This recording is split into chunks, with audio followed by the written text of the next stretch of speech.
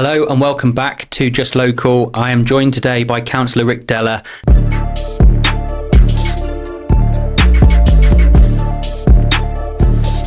And this is an important episode because I caught up with Rick probably about 6 weeks ago, actually, from the time we're recording this, for us to talk about something that's very important to him.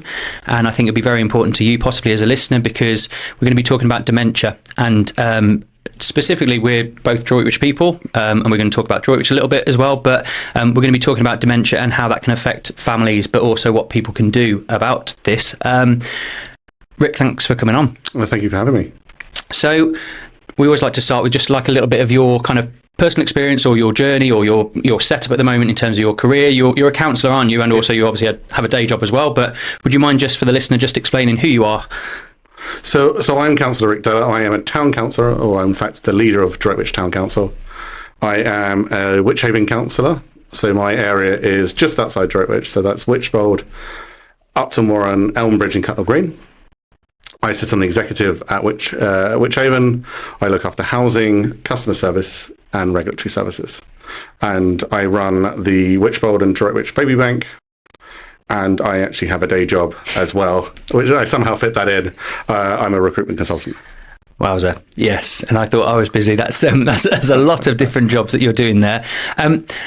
Before we get talking about dementia, let's talk about the baby bank, because I'd like to obviously talk about that bit as well. So we did discuss that on our Zoom call recently as well. Can you just explain a little bit behind the baby bank and the idea of that as well? So we founded in January 23, and we're based out of Wychbold Village Hall. We offer 3 baby items, so that's clothes, that's toys, that's accessories, so prams, cots, etc., for ages 0 to 5. We wanted to see how we could really impact the local area, how we could support families. We have twin daughters, so we were very fortunate to be given a load of stuff. So we wanted to be able to give that back, pay that back. So that's how we started, and we reckon we've supported around about 400 children so far. Wow! And we're really keen to continue that. We had a family visit us at the last weekend. Just found out they were pregnant, had nothing, and we were able to supply them with a crib, a pram, a rocker, and various clothes to set them up. So they've gone away already prepared for when they're. That's amazing. So are these items then donated? Is it an area that people can drop off on a day, and also people that are needing these things can come to you, or how does it work? So we try to keep donations to the session. So we run the last Saturday of every month, and that's excluding August and December. When we have donations, we encourage people to bring donations and take stuff away while they can and bring back. The best thing about it is we've got we've had when we first started, we had bumps coming, and now we've got 2-year-olds coming. So they're bringing back the stuff they took from us in the first instance and giving that back.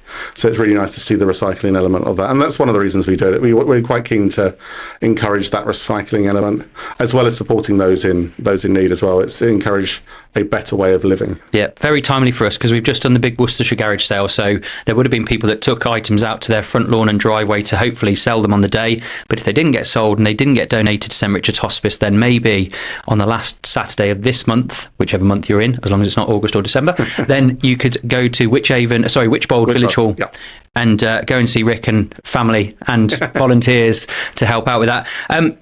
Thank you, Rick. That's fantastic alone, but we are here to talk about a very serious subject today, because the call that we had was to introduce each other to each other, because obviously, leader of the town council, got a role with the place board, but really it was about this campaign regarding dementia. And just to set the scene, I've heard it a couple of times, get goosebumps talking about it, but can you just talk us through kind of your current situation with dementia? So the reason I started this is when it must be about 10 years ago now, my dad started being a little bit different. Like, he would leave doors open when he was working at the time. He was a builder decorator. He wasn't getting the compliments that he used to get. Mm-hmm. So Mum identified that there's something wrong here. So she took it to the doctors. They said there's nothing, and it took 2 years of pushing for him to get a diagnosis. And so he was diagnosed with Alzheimer's. So fast forward on a few years, we've seen a sort of real rapid decline in Dad. Like he was always he was always the sort of life and soul of the party. He would chat to everybody, and now he's chatting to people who they don't really understand, because it doesn't quite make sense in terms of what he is saying. He was a man who, when they first got married, he built their first kitchen out of scrap wood that he found. Dad now can't work out to use a light switch. That's how much it's deteriorated. It's been a real challenge. That's where I'm really keen to push this, because it's about encouraging, making sure people don't feel they're alone. The challenges we've had is, as I said earlier, I've got two young children, and we had to explain to them this week, in fact, that Grandad can't live with Nanny anymore. He has to go into a home, and that he does, despite the fact he doesn't always remember who they are, he's reminding them that he still loves them. And it's about that, and it's about that. We're very fortunate where we are. We've got lots of family around us, and it's about raising that awareness, and especially those who are suffering on their own. And I don't mean the people with dementia. That obviously we need to support those, but it's the carers, the strain it's put on Mum over the last. Well, especially the last couple of years, you've just seen the strength go from her. And I think I was thinking about this the other day, and when you talk about wedding vows, we talk heavily about when you talk about in sickness, in health, and really watching how she's been with Dad. Really, that vow's really stuck with me over the last few months, mainly. How much that means, how much that when you say that it really means. And she's having to wash him, and she's having to hold his hand of a night so he doesn't get out of bed and try and leave the house and stuff like that. It really has been 24/7 care, hasn't it, from your mum's point of view? She's an amazing woman. So she's a woman who's had 16 full hip operations. She's got arthritis of the spine, arthritis of the legs and the hands. But she's been an amazing carer for Dad, and that support, and that, like you say, it's 24/7. It's Dad has hallucinations in the night, so he wakes up and is completely confused. So it's supporting him. It's about trying to engage him throughout the day, to give him to find things for him to do, and then for him to say, I need to leave. I need to find my wife. That's been so heartbreaking for her to hear, and the way he's not himself, so he's a lot more probably shorter tempered than he's ever has been. He's always been the most patient man, and as I say, we had to make the decision that Mum can't cope anymore. No. So we have to. He needs that additional support, and we're thankful that there is enough support around here. So that's really why I really want to push this. Yeah.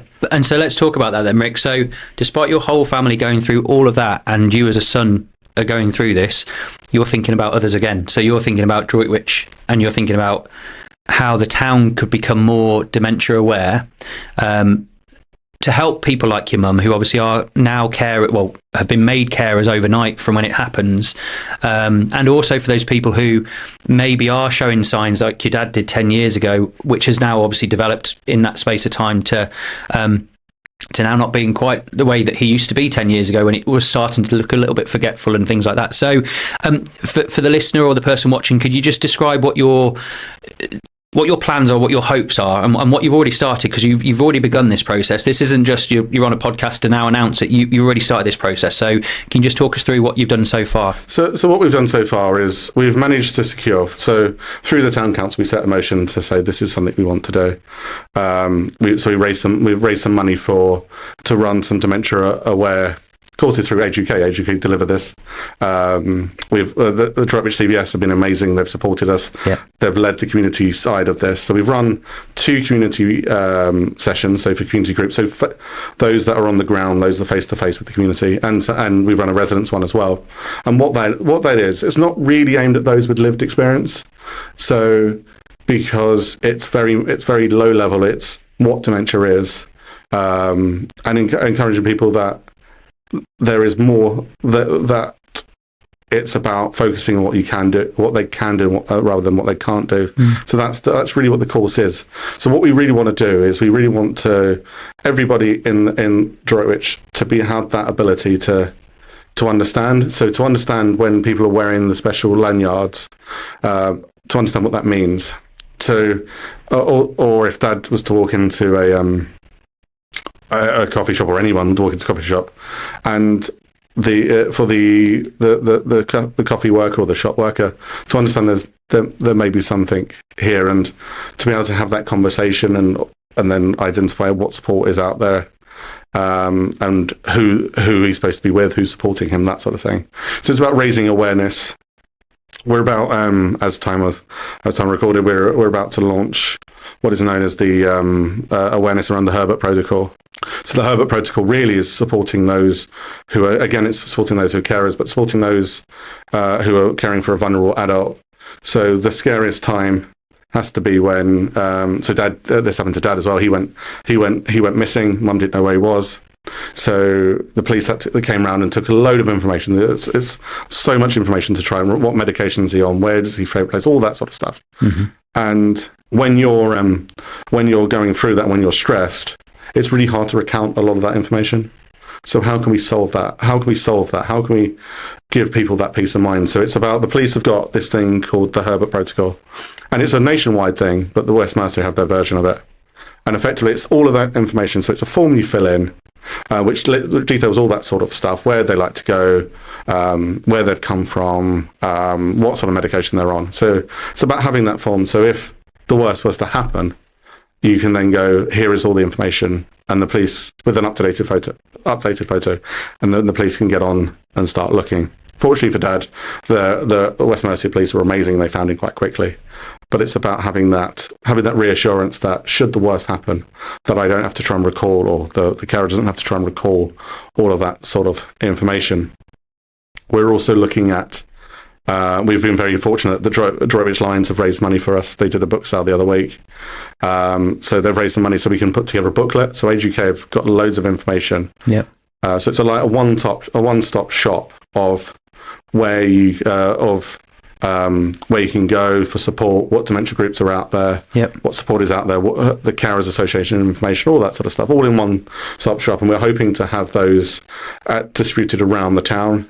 So things like having them at the library, having them at the police station, engaging the doctor's surgery to have them there, at the old library, at the CVS, at the Heritage Centre. So it's just about making the town a bit, not aware, because I think people are aware, but just a bit more, I guess, a little bit more understanding, that a little bit more patient. We have I think you would agree, we have such a wonderful town. We have such amazing people in our town. And if we can just get people to just understand it a little bit more, then I think that would just enhance it completely. I completely agree. Agree with what you're saying there. I mean, the town gets behind so many different projects, and I think this is something that when they hear this, they would fully understand where you're coming from, but also want to know more. I think that's the big thing, and I think that's what you're obviously allowing to happen with your groups you've already ran. You recently presented to the Place Board about whether there might be an opportunity for more to be ran, like more of these workshops and more of these events to be ran. And specifically, like, we obviously want residents to be aware of it, but you mentioned shopkeepers and people that work in coffee shops and stuff like that. It would be nice to have a bit of a focus on the high street and those shops where people are coming into, because in our first chat when we spoke on that call, I was well, I suppose flabbergasted, but I'd never given it any thought how things like mirrors can cause a problem. Too many mirrors in a shop can cause an issue to someone that does have dementia or may not have had it diagnosed but has issues. Can you just talk the listener through some of those items you explained to me? Because this I hope when people are listening to this, if you do work, live, rest, play in Worcestershire and you want to get involved in something like this, then when these workshops are run, we would like you to attend. Droitwich, okay, it's one of our areas that we operate and where we're from, but this is a bit further and wider. We want people locally to understand this, but just explain to us, Rick, what shops have to consider now when it comes to people that do have dementia. So we're ideally working on 3 areas. So, like you said, you highlighted the mirrors, and why, and it wasn't until I watched some more videos and done some more research around that this really came up. It's because the person with dementia, now, no 2 dementia cases are the same, so it's a really difficult thing to work to. But it's about quite often it's confusing because they don't recognise the person in the mirror, so they think it's another person. So we try and encourage, unless you really have to, try and avoid having mirrors in shops. We've spoken about the colour of flooring and the sort of carpets and doormats. Now, most businesses, and rightfully so, understandably so, because it's the cheapest option, will have a dark coloured doormat. Yep. And effectively, effectively for someone with dementia or a similar ailment, it's about it can look like a cliff edge, so it can put them off. So we're encouraging businesses to look at that and maybe change the colour of that, and hopefully we can do something with a place board around that, and also increase signage. So again, I've been working with the team installing the new who are redoing the toilets in St Andrew Square about trying to encourage to have better signage. Now, people will walk in there and say, why do I need an exit sign? Why do I need somewhere pointing for an exit sign? For most people, you don't. No. Right? But for Dad, let's use the example for Dad. So we have a downstairs. We have a downstairs loo where it's literally just a toilet, a shower, and a basin and the door. Dad still can't find his way out. He'll try and walk into the shower cubicle thinking that's the way out. So that's why it's so important that we highlight that shops have signage to indicate the way out, stuff like just to support people. It's such a tiny thing. People may not realise how impactful that actually will be. And those are the sort of things we really want to get engaged with businesses on. And like you said, if we could engage the workers who are face to face with people on a regular basis, if they could come along to our awareness training sessions, they're all free, they're all paid for. So there's no cost to the attendee, and that's about so they can just get that little bit more understanding to understand what dementia is, because we talk about dementia and that's coming from my personal perspective, but a lot of hidden disabilities are the same sort of things will apply, so we can support people as much as possible. Yeah, no, it sounds great. And we were talking about kind of the future prospect of this. So as we sit today, we don't have the next date booked in for the next meeting, but we will, via our various methods, whether that be Nicoll & Co Facebook page, Town Council's page, whatever, we'll make sure it gets distributed when these dates are set up. But as a place board, I think we're hoping to support as well, and maybe contribute towards the costs that go into it. Obviously, make it free for the public, but the costs that go into it behind the scenes. And then also, we're hoping to kind of have a bit of a kind of like a pack almost of all the information that you need to have. So I've, in my research for this meeting, I've had a little look back through. There's like a checklist, isn't there, of things that people can consider for their shop. And I think going back to the point that your dad was a painter and decorator, and probably if you're a painter and decorator, you go back to the same person's house every 5 years, they would have probably seen someone who saw him kind of back in 2015, then saw him in 2020, then in 2020, whatever the years were, they would have noticed a bit of a difference in there. So if you are in a shop where you see regulars and you have regulars, I'm sure you will potentially start to kind of spot traits or things to be aware of, just signals really and signs for this. And I think that's a really powerful point.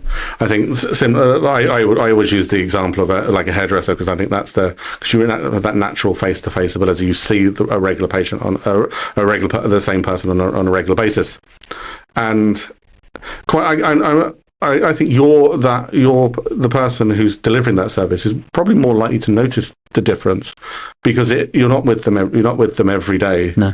So you're more likely to see it. Actually, they didn't seem quite right today. And I think giving them the power and the knowledge to say to their partners or their carers or whoever it may be, I think there's something wrong. I think that is such a big step, and it's a scary step for someone to say. So if we can help equip them with that sort of, I wouldn't say knowledge, but just that sort of confidence, I think is probably right. That you're in a dementia-friendly town. You're in a town that's willing to go that extra mile. So as a hairdresser or as a shop worker, are you willing to take that? Are you willing to, I guess, that small risk and say, actually, I think there's something wrong.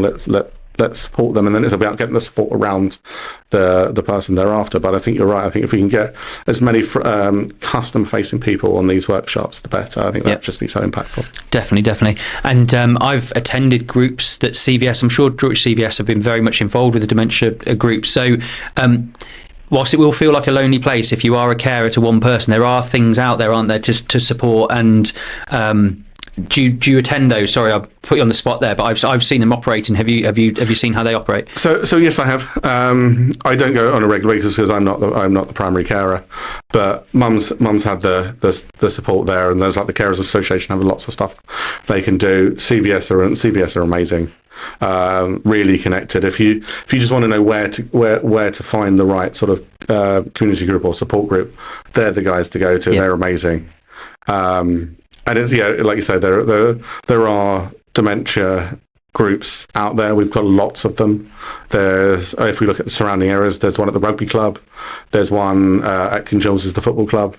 There's also one in Hartlebury now. So we've got stuff surrounding. I think what is key is, and where I think we struggled as a family, Dad was always scared, and if you speak to anyone from though, this is quite common. They quite often the person with dementia will say, I don't want to go because I don't want to see the future. I don't want to see but that isn't what these groups are about. These groups are there to just get around you and just support people. So if you have, I would say if you are listening, you have been given an early onset diagnosis, go to these groups. They're there to support you. They're there to help you. They can help you get connected with the right sort of support, and they're just wonderful. They're just wonderful people. They're just loving people. Yeah, fantastic. If our town gets behind this idea, what's the hope and plan then that you would say in a year or so's time? Because dementia can't be tackled; it won't be stopped. It's going to be there. We've got an ageing demographic in Droitwich. We've got a lot of healthy people, and being healthy is part of kind of keeping it at bay. But what do you see the kind of the hopes and plans and dreams for Droitwich to be as a result of your campaign that you've started, but the wide group that you're already in touch with, this big community group that's already helping with this? But what are you hoping that we might be able to get to? So my dream for it would be to, one, let's start with the biggest one, would be to tackle the diagnosis problem. We've got Wychbold is one of the lowest diagnosis area in Worcestershire for dementia. We don't know why that is. One would hope it's because we're an outdoory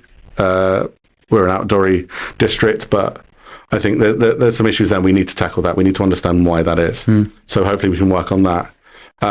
From a well-being perspective, encouraging those, and I know this ties into stuff you're doing elsewhere from this, encouraging those over 40 to engage in physical and mental activity to get them, because if you are working, if you are physically active, if you are mentally active, that it does help.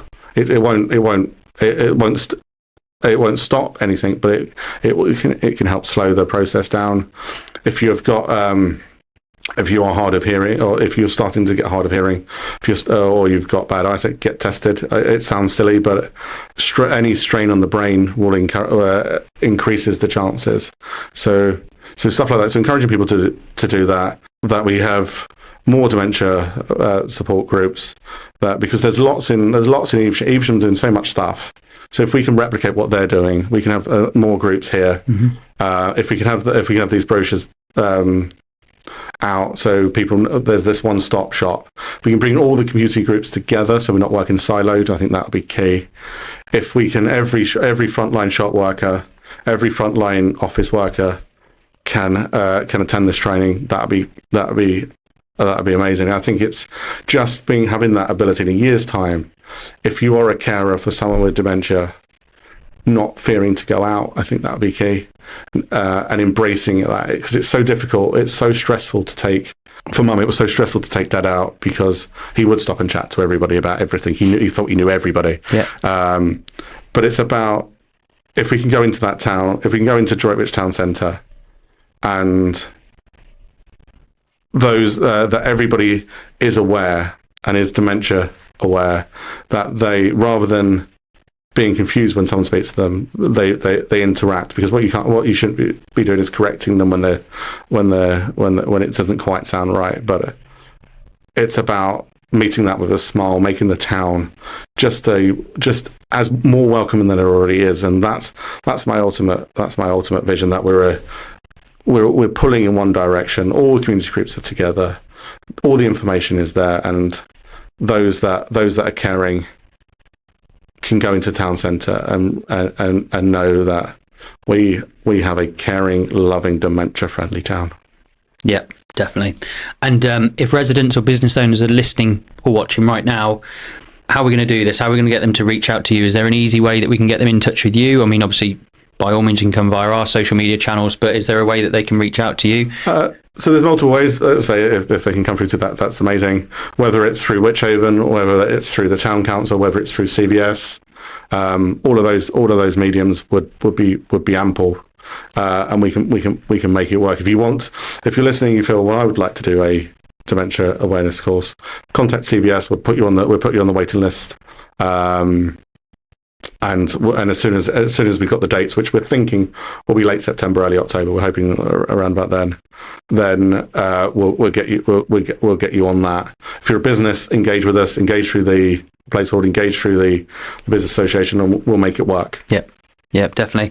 And our thought process towards, once we've had attendees to these events, is that we want to, this isn't finalised yet because we met in the group only a week or so ago, and already people in the place board have been very, very keen to put a lot of time and energy into this, like you already have before us. But we're thinking things like stickers that go in the windows, and not cheap to find colourful mats. Actually, you'd think you'd be able to find them anywhere, but it's been hard work so far. But we're trying to do things like sourcing mats that would be a different colour. So if you came into one of the shops and you were shopping Droitwich High Street or any of the offspring roads, like, you would be able to kind of declare yourself as dementia aware by the sticker in your window, the mat that's down, and really that you have attended that course. So you'll just be more aware yourself. So that's part of our hopes and dreams, isn't it? So Rick, we've been connected on Facebook now for a little while, and I've seen this is a big part of it, but there's a lot of other things you're doing in the town at the moment.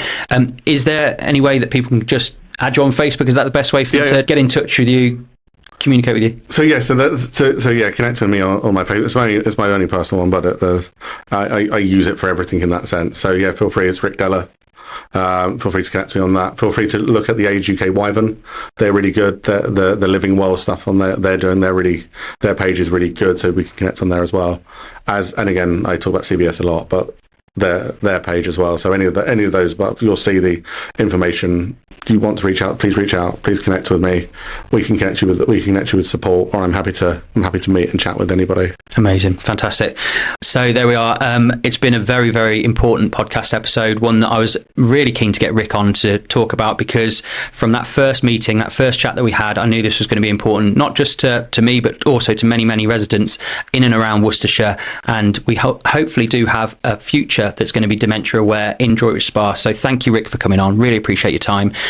We will keep you posted. We'll make sure on all our social media channels we're sharing what Rick is up to and what CVS are up to, so that you can be aware of when those next group meetings are taking place.